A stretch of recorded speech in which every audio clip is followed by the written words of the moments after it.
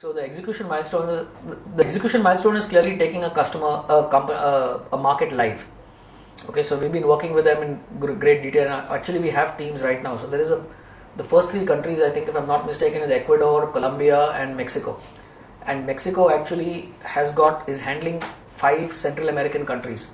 So it's really about 8 countries that are going to go live in phase 1, and that should happen latest by June. Okay, so in phases starting probably in February, March, April, we'll see one country go live. And my target is by worst case June of 2011. Worst case, all 13 countries and 150 million subscribers should be live and generating revenue. Now, in terms of material contribution, where it is noticeable, I think we would realistically see that happen by the last quarter of calendar year 2010. Okay. And remember one thing, these are, just to put it in perspective, okay, this is like a 6 to 7 year contract. Okay, the way it's written and the way we work is once that happens, it's for all practical purposes, it's a contract forever. Okay. We have never had to walk out of a customer, when they have asked us to leave, and also accepting this one case, Indian customer case, in 9 years. So I believe that this is more or less forever. That's point number 1. Second point is, in most cases, all our deployments are hockey stick curves for the first 5 to 6 years.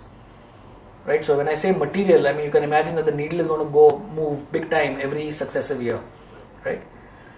The other thing is, history has shown that the way we operate in our managed services close working partnership with customers is that where we end up 5 years from the starting point is quite a bit different with each customer. So I'll give you an example. If I take Vodafone India as an example, when we launched, we have a chart actually that shows that when we launched with them, when we had first negotiated, it was one service, a voice portal for cricket. Right.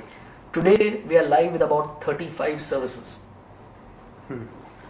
So what happens is, once we launch with a customer, the way we work is we give more and more and more and more and more. So over a period of time, initially if you're doing 5% of the work for them, within 4 or 5 years we end up doing 30, 40, 50% of their value-added services. Right.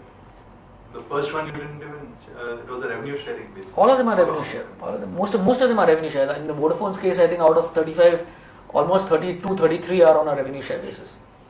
Very few of, like missed call alert or something where you just have to put a box and it runs unattended. That's done on a licensing basis. In these big 2 deals, are your revenue share percentages already fixed?